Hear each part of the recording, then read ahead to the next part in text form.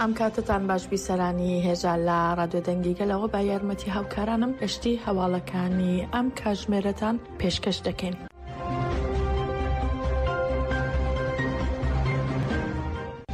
سەبارەت بە تێکۆشانی ئازادی دوای کۆنگرەی پەکەکان دامی کۆنسەی بەڕێوەبەری کەجەکە سۆزدار ئاویستا چەندین هەڵسەنگاندنی گرنگی کرد.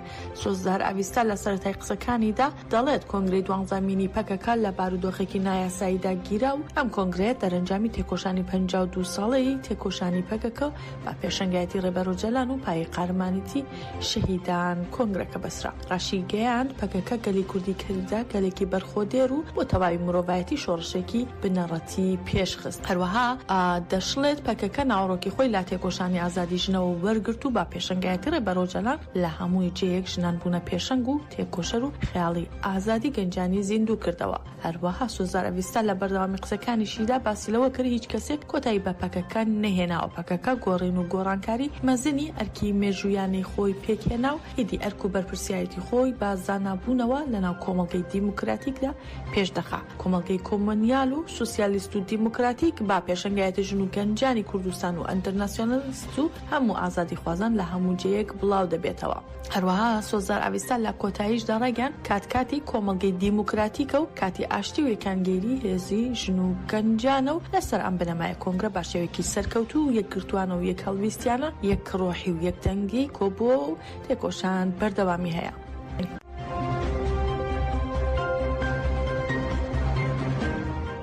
لە ئەندامانی کۆنگرەی 12مینی پەکەکە ڕوکەن باگۆک دەڵێت لا پرۆسەی گۆڕین و گۆڕانکاریدا ڕێخستنی کۆمەڵگە ژنان و گەنجان بنەمای سەرەکی دەبێت. هەروەها دەشڵێت لە سەردەمی نوێی کۆمەڵگەی دیموکراتیکدا ئامانجی سەرەکیان ئازادی جستەیی ڕێبار ئۆجەلانە. ڕوکەن باگۆک لە قسەکانیدا دەڵێت لا پرۆسەی نوێدا دەبێت لەگەڵ ڕێبەرایەتی کار و تێکۆشان ئەنجام دەین و ئەمەش جۆشۆک و خۆشێکی مەزن بنیاد دەنێت. هەروە دەشڵێت پەکەکە بۆ هەموو گەلەکەمان ژنان و گەنجان ئێرادەیەکی مەزنی ئافران دەشڵێت لا پرۆسی نوێدا با میراتی پەکەکە ڕۆحی هاوڕێیانی شەهیدانەوە هەنگاو دەنین و لا 4 نیسان لا ڕێپێوانی ئامارادا ڕێبەرایەتی دیدگای پرۆسی نوێی با گەنجان بەخشی و پێوتین پێویستە لە هەموو شوێنێک ڕێخستن خۆمان بە ڕێخستن بکەین و هەموو کەسێک با ڕێخستن بکەین. هەروەها ڕووکان دەشڵێت خاوەندارەتی لەو میراتت دەکەین کە بۆمان بەجێ ماوە و نوێ بوونەوە لە کەسێتی خۆمانە بنیاد دەنین.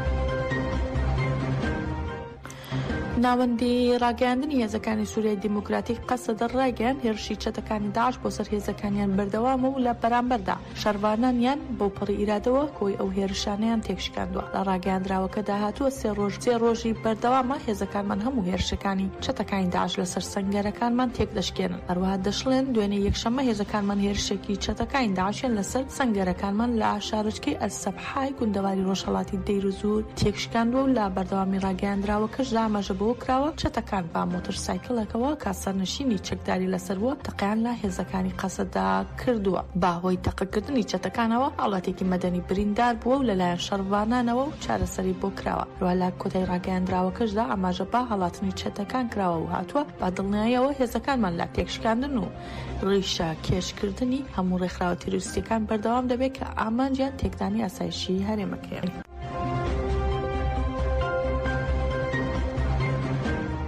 باسەدان دانیشتوی شاری حەسەکە و گوندەوارەکانی ئەندامانی دامەزراوە مەدەنیەکان و هێزە سەربازیەکان لە مەراسمی بە خاکسپاردنی تەرمی شەروانی قەسەدا شەهید عەبدوڕەحمان ئەلحەترۆ ئامادە بوون و شەهید عەبدوڕەحمان حەترۆیان لا گۆڕستانی شەهید دژوار لا گوندەواری حەسەکە بە خاکسپارد. لە مەراسمەکەدا ئەندامی ئەنجومەنی بنەماڵەی شەهیدان و فەرماندەی ئەنجومەنی سەربازی حەسەکە قسەیان کردو لە فەرماندەی ئەنجومەنی سەربازی حەسەکە حوسێن سەلمۆ ڕاشیگەیان تۆڵەی هاوڕێیانمان دەکەینەوە و پاراستنی دەستکەوتەکان دەکەین و وەڵامی هەموو هێرشێک لا دژی هەرێمەکەش دەدەینەوە. لە کۆتایی مەراسمەکەدا ناسنامەی شەهید خوێنرایەوە و ڕادستی بنەماڵەکە کرا و تەرمی شەهید سپاردەی خەکرا.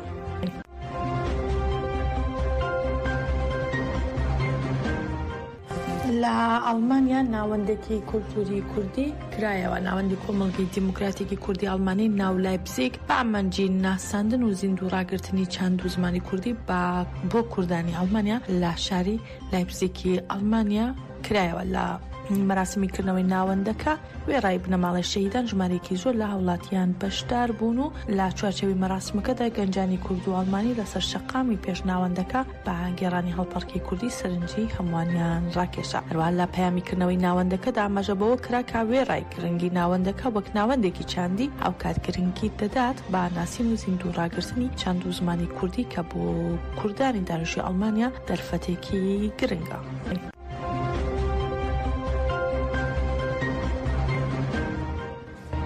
تاالبانی سەرۆکی شاندیدان و سانکاری یەنەکە لەبارەی پێکهێنانی کابینەی نوێی حکوومەتی هەرێمی کوردستان لە کۆنگرێکی ڕۆژنامەوانیدا ڕایگەیاند پرۆسەی گفتوگۆ لە نێوان یەکێتی و پارتی بەردەوامە و لە کۆبوونەوەی ڕابردوو ئەگەر هێندی داواکاریمان هەبوو بێ پێدەچێت لە کۆبوونەوەی داهاتوودا چەند داواکاریکی نوێمان هەبوو لە کاتێکدایە لە ماوەی پێشتردا شاندی هەردوو حیزب 11 جار لەبارەی پێکهێنانی کابینەی دەیەمی حکوومەتی هەرێمی کوردستان کۆبوونەوەیان ئەنجامدا.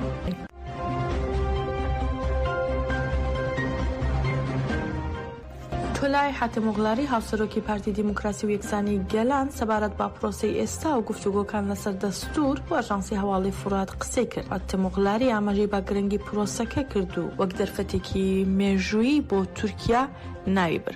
هەروەها وتیشی دەبێت کاری زیاتر بۆ ئەم دەرفەتە مێژوویە بکرێت. حاتم ئۆغڵاری وتی بەرنامەی دەم پارتی کا پێویستە با گفتوگۆکان لەسەر دەستوور کە چەندین جار لە ڕۆژەفدا قسەی لەسەر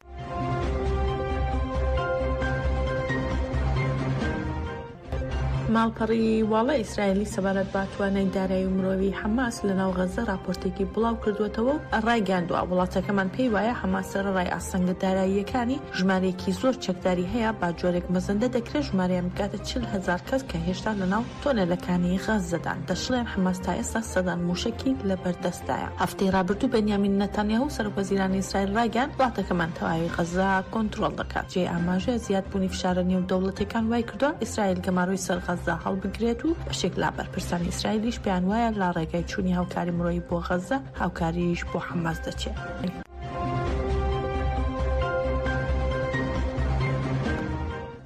دۆناڵد ترامپ سەرۆکی ئەمریکا لەبارەی ئامانجی هێرشەکانی رووسیا بۆ سەر ئۆکراین ڕایگەیاند ڤلادیمیر پوتین سەرۆکی رووسیا دەیەوێت هەموو ئۆکراین داگیر بکات ئەوشکارێکی شێتانەیە و بە مانای ڕووخاندنی رووسیا دێت. دەشڵێت ئەوەی زلێنسکی سەرۆکی ئۆکراین دەیکا لا بەرژەوەندی وڵاتەکەیدا نییە.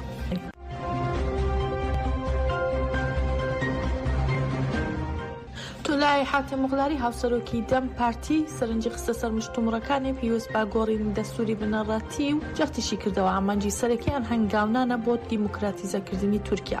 حاتم ئۆغڵاری هاوکات لەگەڵ جەختکردنەوە لەسەر گرنگی پرۆسەی ئاشتی دەڵێت بانگاوازەکی بەڕێز و جەلان هەردووە بەدوای ئەو کۆنگرەی پەکەکە بۆ کۆتاییێنان بە کار و چالاکیەکانی و دواتر پرۆسەی گۆڕان و گۆڕانکاری بۆ تورکیا گرنگیەکی مێژووی هەیە. هەروە دەشڵێت ئەمریکەکە لە گرنگترین دەرفەتەکان بۆ تورکیا لە ڕووی ئاشتیەوە کە لە مێژووی 100 ساڵی خۆیدا بەخۆیەوە نێبینیوە. بۆیە زۆر گرنگە هەم لایەنی دەسەڵات و هەم حکوومەت و هەم ئۆپۆزیسیۆن و ناوەندە کۆمەڵایەتیەکان ئەم پرۆسەیە بە تێگەیشتنەوە هەڵسەنگێنن. چونکە ئەگەر لەسەر چۆنیەتی گۆڕینی ئەو دەرفەتانەی کە لە مێژوودا دێنە بەردەممان بە شێوەیەکی جددی بیری لێ نەکەینەوە و بە ئەرێنی کاری لەسەر نەکەین ناتوانرێت ئاشتیەکی هەمیشەیی بنیاد بنین. لا بەشێکی دیکەی وتەکانیدا حاتم ئۆغڵاری ئاماژەی کردە سەر ئازادکردنی کەسایەتیە سیاسیە زیندانی کراوەکان و دەڵێت جێبەجێکردنی بڕیارەکانی دادگای مافەکانی مرۆڤ و دادگای یاسای بنچینەی گرنگن. بۆ نمونە ئەگەر بڕیارەکانی دادگای مافەکانی مرۆڤ باخێرایی جێبەجێ بکرێن دەبێت سەلاحەدین دیمرتاش و فریکەن یوکسەکداغ و ئەوانەی لا سەردۆزی کۆبانی زیندانی کراون ئازاد بکرێت و هەروەها ئەمە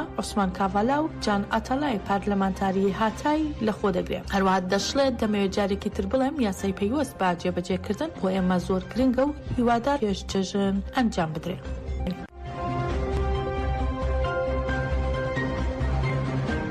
گەشتی هەواڵەکانی ئەم کاتژمێرەمان پێشکەشکردن بمێنن لا خێر و خۆشیدا.